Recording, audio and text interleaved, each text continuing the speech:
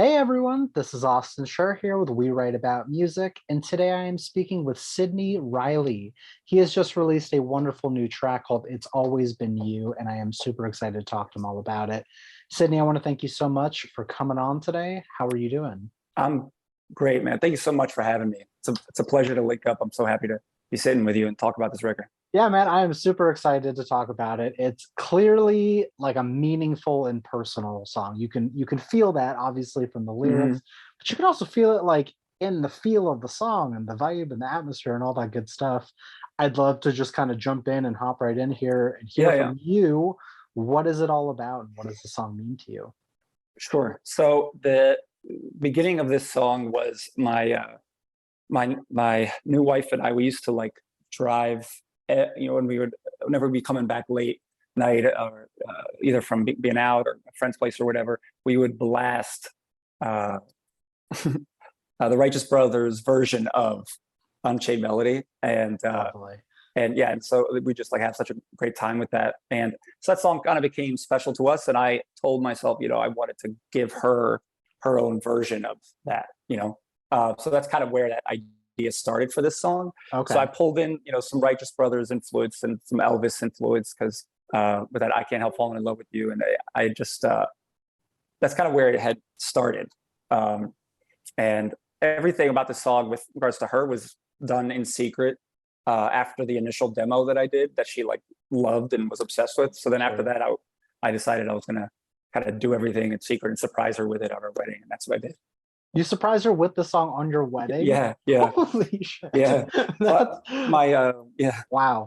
yeah, yeah. So the guy, my buddy who produced it, Rob Harkness is his name, great guy. Uh, he and I literally we hired a couple instrumentalists to record it in secret, and yeah, uh, it was a kind of incognito process, but it was awesome. It ended up coming out really well at the end. So yeah, it's exciting. Yeah. No, that's amazing. That's definitely one thing that I wanted to focus in on was the production here.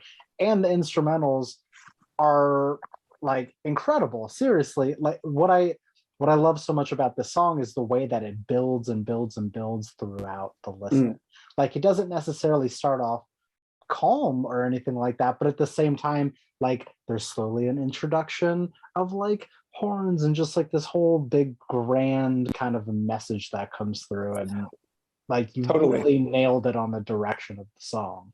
Oh, I appreciate you. Thank you so much. Thank you. Absolutely. I'm happy to hear about like the genre influence as well. If you, I guess, had to like put a label on this, what kind of music would you call this?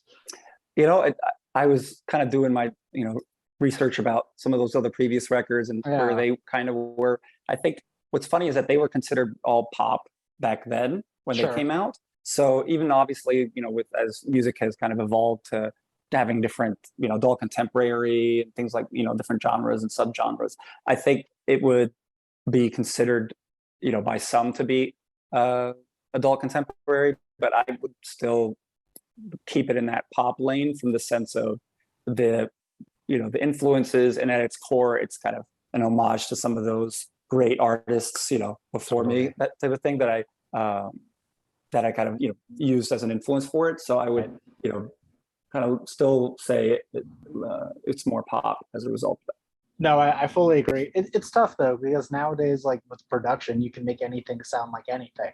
that. Pop music isn't what it Sure. was, and rock music isn't what it was. But I this know. kind of It's still true. feels like it's in a league of its own in some way. I don't know. It's obviously I wouldn't quite say dense song, but it just feels like very loaded from the beginning in the best way possible. I don't really know how to put it. It really is in a league of its own. No, but thank you so much. Yeah. I've listened to it so many times at this point. I enjoy it a lot. Yeah, that's awesome. Um, Thank you. Thank you. Obviously, I want to keep the focus on the song, but I also want to look a little towards the future. Sure. Looks like you've been, quite consistent over the last couple of years. But are you the type of artist that's always working on something else? Do you have any plans for the rest of this year as far as music? Yeah, yeah. I am. So I guess I would consider myself to be like a songwriter, singer, artist. In that I have different songwriting projects going on, and then at the same time I wanted to, I like releasing songs for myself as an artist, and sometimes if I'm kind of get a little more of an urge to release more, and I feel like something is either a good time or just kind of all, everything's kind of connecting, then I'll kind of push that. And yeah, I was kind of really focused on the past, let's say 2 years, really on the writing aspect. So I'm kind of really going back into that artist piece, and releasing songs that I think either speak to me or speak to somebody in my life that's important, or have the potential to really kind of connect and act like a song that is kind of can be that, either something that's like a soundtrack for somebody or something that other people could find meaningful in it. Then I'm like, I want to move forward with those records. Right. Well, I mean, you strike me as the person that doesn't just write to write. Like, you experience life, you experience whatever comes your way, and then write about it. Am I right, or am I wrong here? Totally, 100%. Yeah, Okay. yeah. So then I kind of want to know, like, the fact that you debuted this at your wedding is such a wild story to me. How did you do it? Like, were you like, hey, everyone, here's a song I wrote, or was it a private moment? Yeah, no, so it was, during COVID to some extent. So there was, obviously, it was one of those micro outdoor weddings. So there was only like 20-ish people there.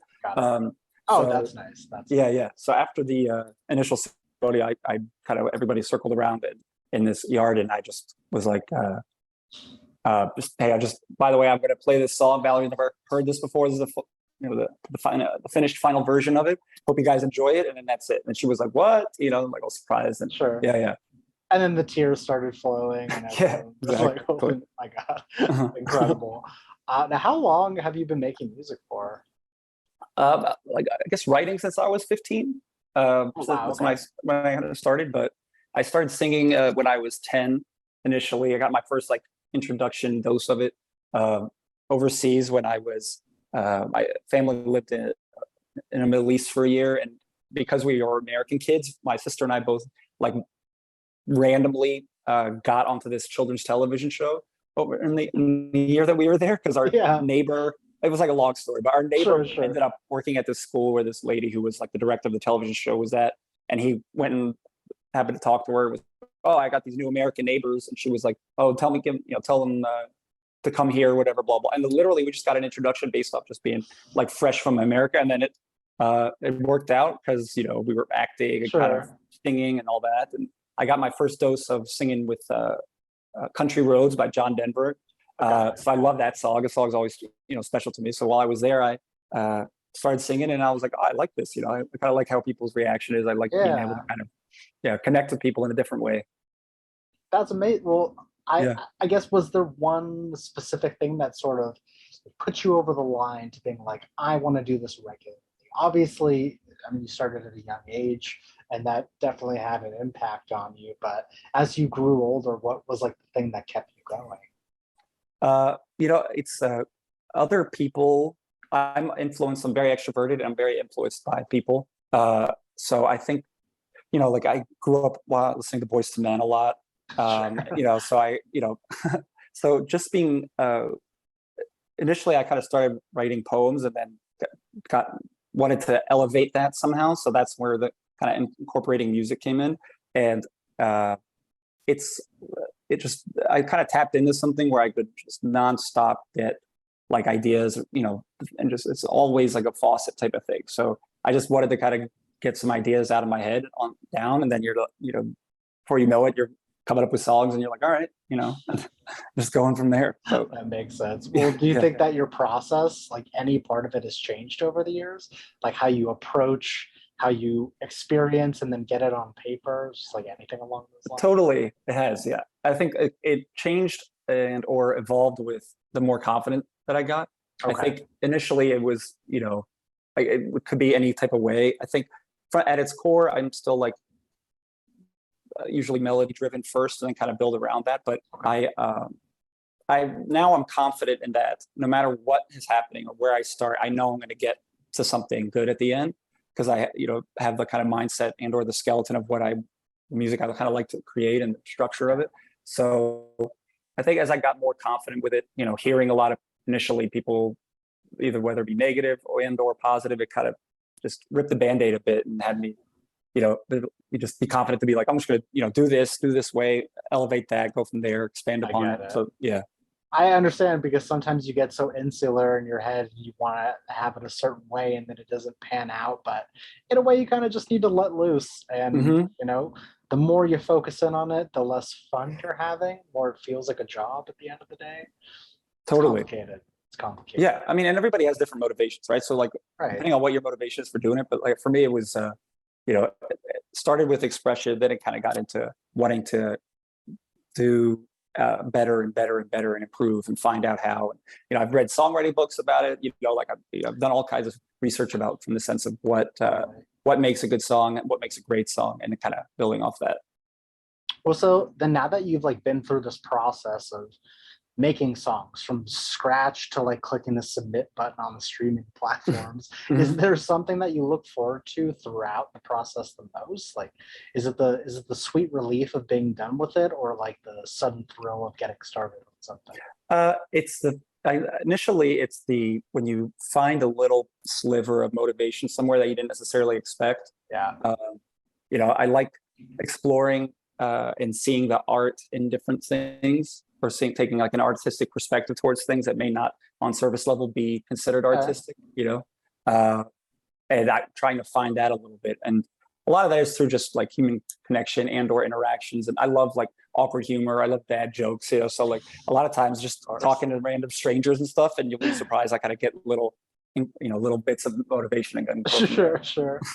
That makes Yeah. sense. Are you playing shows or anything? Has that Uh, been in the past or in the works? in the works, yeah, yeah. I'm working right now there's a couple of like larger shows that I'm working on, one of which is with Aruba Fashion Week, and just waiting on that being scheduled still.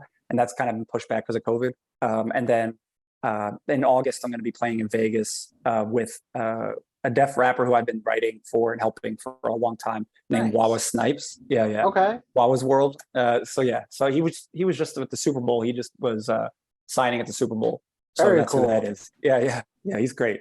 So yeah, we'll be performing together in Vegas in August. Nice. Well, I will say, like, I'm not going to give away where you live or anything, Hmm. but your area is packed with so many amazing like DIY venues and like open mics and people that just want to get up and get it going no matter how big or small you are. Like, Hmm. definitely look into that if it's something you're interested in. Yeah, totally. I'm going And to we can appreciate we it. can talk afterwards and Yeah, talk yeah, about the sure. places that you might be missing out on. But Please. definitely a Yes. solid spot in the area. Yeah, cool. No, thank you. I love Totally. that. Yeah, so we are crazily approaching like the midway point of this year, which is wild to even say out loud. I can't even believe it. Yeah, it's but, insane. I know what's going on. but normally, a question I ask at the beginning of the year is like, what does the next year outlook of your life look like? I mean, given a perfect world of recording and no speed bumps or anything, Mhm. what would you like to happen career-wise over the next year? Um, I've been fortunate enough in that I've gotten some successes on the sync side on the writing perspective, and one area I'm Nice. really focused on is wanting to write for bigger artists and varied artists, collaborate with art, different artists that are not stylistically we may not overlap on. So just looking for bigger artists, better artists, and different artists to kind of write for more. Maybe like a ghostwriting type gig? Yeah, ghostwriting, or just like collaborating as a co-write with them if they're the type that they like to write. I think two heads are always better than one in that regard, and I kind of like the idea of co-writing is always like the best case scenario, for me. Honestly, like I think it works better when you're not familiar with the genre that they're making. It gives you a fresh perspective. Hmm. Like again, it goes both ways. You know what I mean? You're always going to get something different. That's why I think it's always at your advantage to not just listen to the genre of music that you make. Just kind of, I mean, there's so much out there. You should always be experimenting. Yeah, 100%. Totally. Yeah, Um, totally. I how agree. about on the personal side? How do you plan to better yourself as a person? Um, you know, uh, I have been, I guess, really focused on. I think with COVID and being inside so much, there was like some things that had kind of slipped a bit from like health wise and working out so much. And when since I used to be paralyzed and like came back again, I Wow. realized that What? even like if I was, yeah, yeah, I used to be, yeah, when I was 18, I got really sick and I was paralyzed from my neck down, and I had to learn how to do everything again. Long story short, yeah. But I'll tell you, like, I didn't really realize that being inside so much. I started to atrophy a little bit. And so my current priority has been like getting back, increasing and improving that way too. So that's like my other obsession. Wow. I mean, that sounds like a lifelong thing, something that you're not just, I think it is, just this year. Yeah, yeah. But forever. Wow. Well, good for you, man. Yeah. No, I appreciate it. Thank you. Priority. Thank you. Yeah. I got a couple more questions for you at this point. Yeah, please. And I want to know, what have you been listening to? Who's been like the artist or the song on your playlist that has just been on constantly? Recently I've been checking out the Harry Styles album. I think in general, I'm always kind of not an old head, but I look for, I still listen to Boyz II Men, Ray Charles, James Brown, Stevie Wonder. And recently I've been going back to the Bravery and more kind of indie rock. So I've been kind of in that little indie rock phase recently. Because that Muse came out with an album a little while ago, so I've been listening to that too. Sure. So yeah. Very cool. Those are probably what I'm listening to the most. I get what you mean. It's so complicated because, there's new music that comes out literally every day. Mm-hmm. So it's impossible to catch up or stay up to date, but also you find like comfort in the old stuff and it brings you back to that time. So I completely understand. Yeah. Sidney, I've got one more question, and basically the question is for the person that is going to discover you from this, and for the person that is going to listen to your music for the first time, what is an opening message that you'd like to say to them? I like to make, my music is such that it celebrates the multitude of ways that we can connect with one another. It also, I'd like to say that it celebrates every individual's uniqueness and talent and the potential that each person has, from the sense of being an artist, approaching things artistically, being confident with, any of their and all of their abilities, and kind of letting that the music be a soundtrack for that and a celebration of that. I think that's a fantastic answer. Thank you. Yeah, thank you. Yeah, no, thank you. Yeah. Well, so this has been a fantastic conversation, and I want to plug your music for you one more time. The song is called "It's Always Been You." The artist's name is Sidney Riley, and we're going to have links in the article so that people can listen and follow along and share and do all that fun stuff. But hey, I hope that we can speak again, and I sincerely am looking forward to whatever's next for you. Yeah, no, thank you so much. No, we definitely will. Thank you for having me. Hey, man, you're very welcome, and have an amazing rest of your day. And same to you. Soon. Yeah, talk to you soon. Bye bye. Take care.